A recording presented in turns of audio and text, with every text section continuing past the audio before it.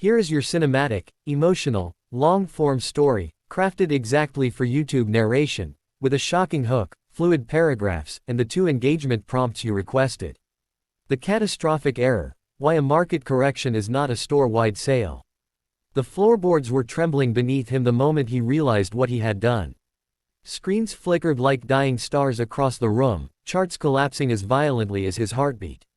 At 9:42 a.m., the market correction hit, and by 9:47, Amir had already lost more than he had made in the last 3 years. But that wasn't the catastrophic part.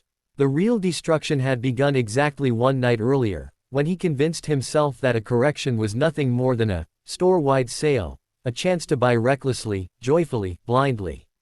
He had laughed at warnings, brushed off every uneasy voice inside him, and walked straight into the fire with his savings, his father's savings, and the trust of the only 2 people who believed he'd finally found direction in his life. If you believe every story hides a lesson, make sure to like, comment, share, and subscribe to Humanity Stories. He stood now in the quiet ruins of his apartment, a low-lit space where the smell of instant coffee and cold air blended into something oddly metallic. Rain pressed against the windows like impatient fingers, as if the world itself wanted to witness his collapse. His laptop screen reflected in the glass, red numbers, red arrows, red warnings, as though his future was bleeding out in slow motion. He felt the color drain from his skin. A correction. That's all it was. A simple shift. A breathing in and out of the market. He had always imagined it like a seasonal discount, everything cheaper, everything waiting for him to pick up and profit from.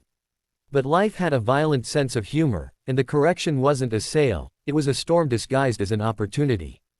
His hands trembled as he replayed the memory of his father's voice the night before. Not a warning, not a lecture, just hope. A soft, fragile hope that maybe Amir had finally understood life, responsibility, patience, steady growth. That investment wasn't gambling, that adulthood wasn't a race.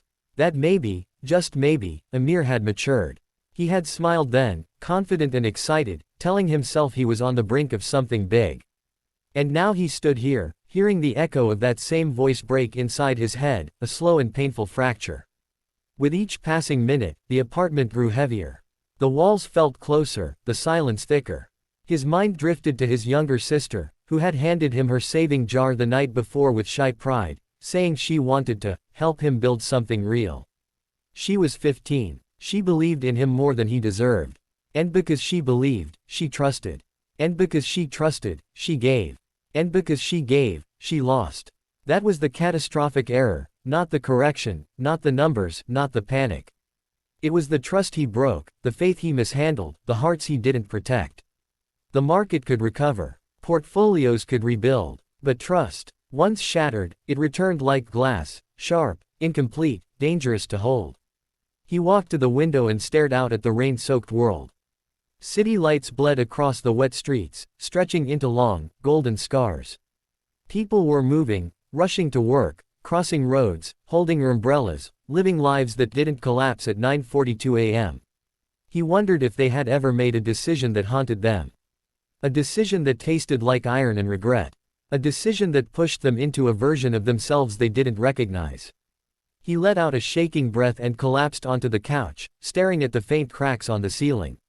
He had always imagined adulthood arriving like a door opening, something clear, something certain. But today, adulthood felt like a mirror reflecting a truth he didn't want to see, that mistakes were not stories you could edit later.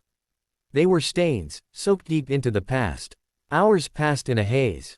The rain slowed. The screens dimmed. For the first time since the morning, Amir closed his laptop and let the world turn without him. He needed to face them, his father, his sister, even himself. But not with defense or excuses. Only with the truth, that he had treated risk like a thrill, trust like a currency, and responsibility like a suggestion. And now he was standing in the aftermath, learning the difference between losing money and losing faith. He stepped out into the evening air, cool and steady like something unbroken. He didn't know how long it would take to rebuild what he had destroyed. He didn't know if they would forgive him. He didn't know if he deserved forgiveness. But he walked anyway, because walking forward was the only thing left that didn't feel like running away. If this story made you feel something, even a small spark, Don't forget to like, share, and subscribe to Humanity Stories. Before you watch the ending, take a moment and comment below what part of Amir's journey reminded you of your own life. In the quiet dusk, he realized something: a correction wasn't a sale. It was a warning, a reminder that the world doesn't discount its lessons just because we want shortcuts. And sometimes, the cost isn't measured in money at all, but in the people we hurt while trying to win too fast.